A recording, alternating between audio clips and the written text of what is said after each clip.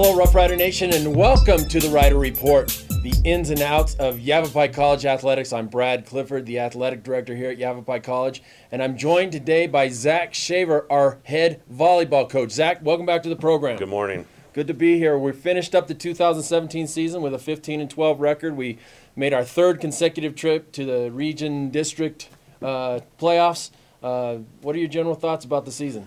You know, it's always successful when you make it into the postseason and make it a little bit farther. But honestly, we're trying to develop the standard that nationals is where we want to be almost every year. And, you know, we're just a few points away this year.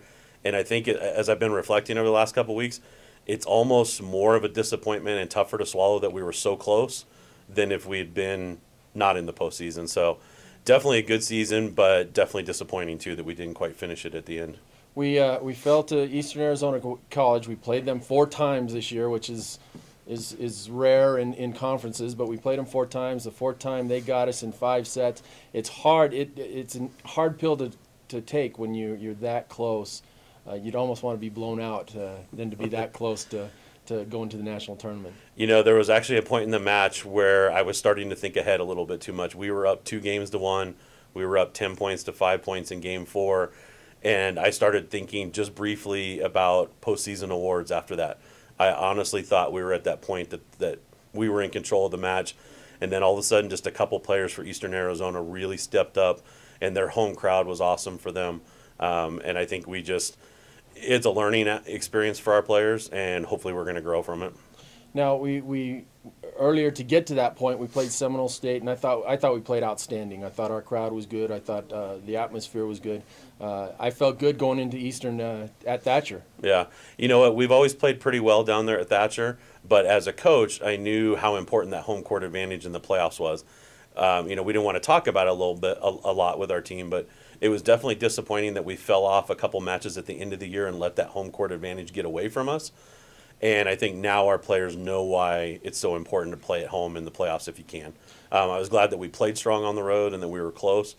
But I honestly think if we had finished off a couple of those regular season conference matches with wins and had the home court advantage, who knows what would have happened to us in Eastern if we were playing here at Yavapai. And no question, we would have had a great crowd, and home court advantage is certainly important.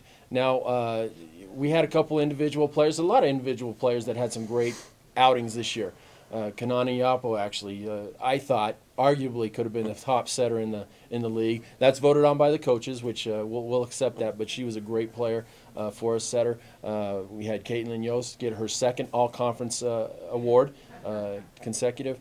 Bailey Stevens was in the top 10 in blocks per set. I think Ninka was top in serves. Mm-hmm. We had Victoria McCarty. I thought she, as a freshman, she was pretty solid in the backcourt for you. Talk about your individual play. You know, one of the reasons that I think we didn't finish off a couple of the wins or get a couple of the wins that we thought we could in conference was we had good individual performances in matches, but we didn't always have 3 or 4 or 5 of those players with some of their best matches at the same time. When we did, we beat a lot of teams 3-0. You know, we got on a roll in the middle of the season where I think we won 5 or 6 straight matches, all 3-0, and that's when we had multiple players producing well at the same night. Once that stopped happening, we just had players in and out of those great performances. That's where we were losing in 4 or 5. So, but speaking of those players, the coaches voted on it. Kanani Hiapo was only, I think, 3 points behind out of like 180 points behind the setter of the year. So she was the next player on the list, first team all conference. Caitlin Yost, honorable mention 2 years in a row, was definitely solid. Bailey Stevens was just barely out of the honorable mention on points. And then Victoria McCarty, she had a very strong freshman season. It's really tough as a libero to make the all-conference teams. First of all, the liberos in each team are close. But second of all, it's just coaches look at kills and assists and things a little bit more than liberos. So there's only usually 2, maybe 3 liberos out of the whole 18 players on all conference. So, but I would expect Victoria to be in contention for that next year. Yeah, very underappreciated position, I think, that libero position. Fortunately, we've had great ones here, Brooke Donnelly being one. She did get some recognition, but that's a very underappreciated position. Yeah, they're always doing the dirty work for volleyball. Yeah, don't get the accolades like like the killers, right? Yes. Looking forward, what's the focus on the team in the off season here? Definitely recruiting. We're only returning 5 players out of this, and we were a little bit small roster size this year, and it hurt us a tiny bit at times with some injuries. So we definitely want to recruit a few more players than we had this year. And with 8 players leaving, that we're looking at basically 10 new players, which a lot of that is just going to be time spent out on the courts recruiting. We've already signed 4 that we're very, very happy with, but that still leaves 6 to 7 more that we need to go recruit. Then we'll get into training season in February through April. We've got some good opponents that have already contacted us about spring scrimmages. Last year we had Grand Canyon and Northern Arizona NCAA Division I teams come down here, which is huge for a junior college program for Division I teams to come to our place. They've both said they want to do that again.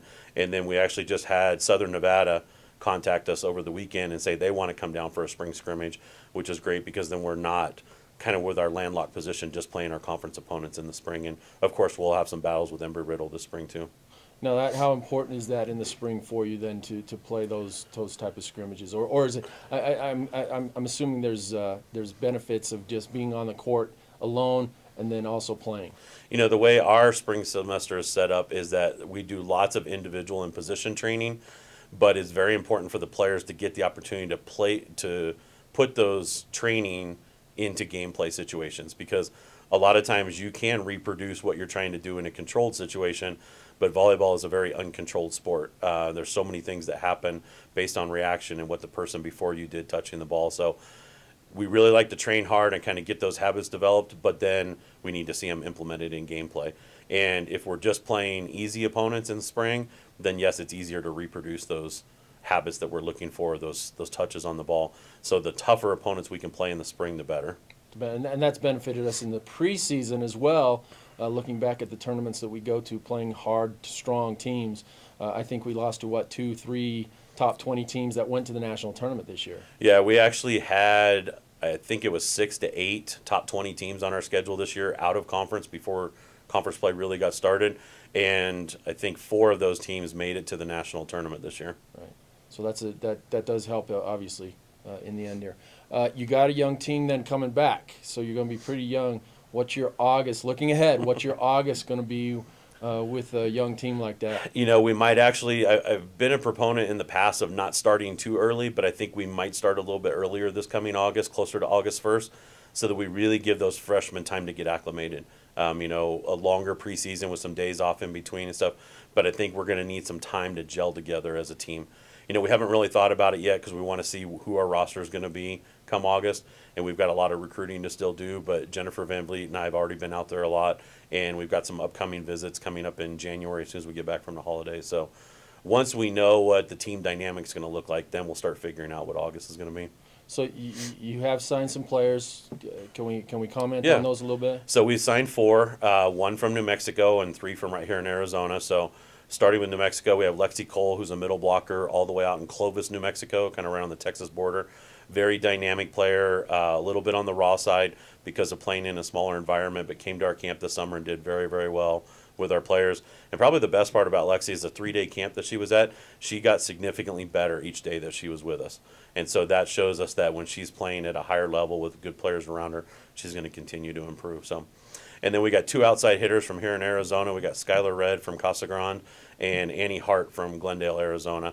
Some people recognize the Hart name, had a brother that played here in baseball and was very successful and stuff. And then our last one we're actually really excited about, Audrey Brown from Gilbert area, 6'2" right side from Club 1, is really starting to catch on. She didn't really start competitive volleyball at a higher level until her junior year, so we're really excited to see where she can end up in the next 2 years. Very good. So that recruiting obviously will go probably right up until July, maybe into August, right? Hopefully sooner than that. Our target is to be, we've got a really good start. Signing 4 on November 1st was a good deal.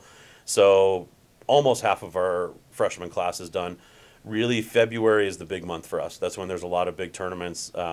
So we're hoping to be done recruiting by mid-April at the latest, but you never know. There could be a position open or somebody that comes available late that we end up talking to in June. But for volleyball, it's pretty rare to go into July because you start August 1st. So. Now you eclipsed a milestone this year. Was that your 300th career win? 200th 200th career win. Okay, and then this next year, we may eclipse a 100 wins here at Yavapai College. So Yes. we're looking for some milestones here. From Yeah, and that was a fun night with the team. I honestly kind of forgot about it as we were going into the match. You get focused on your opponent, you get focused on your team's performance, and right after the match, as we were starting to shake hands, a couple of the girls ran over and gave me a high five and said, "Hey, congratulations, coach!" And I was like, "What? We won? Okay." We win. I was like, "You guys want to go?" No, that was 200 wins, and I was like, "Oh yeah, I forgot about that." So that was fun to do that. We had a good team experience afterwards down at Chandler Gilbert. Very good. Well, we appreciate what you've done for Yavapai College volleyball. Great season. Fell just a little short, but we, for the third consecutive year, made the playoffs, and I think that's a tremendous feat here in this conference. So we want to thank you for joining us here on the Rider Report. We want you to follow us on www.goroughriders.com. Follow us on Twitter. Follow us on Facebook. And as always, go Rough Riders.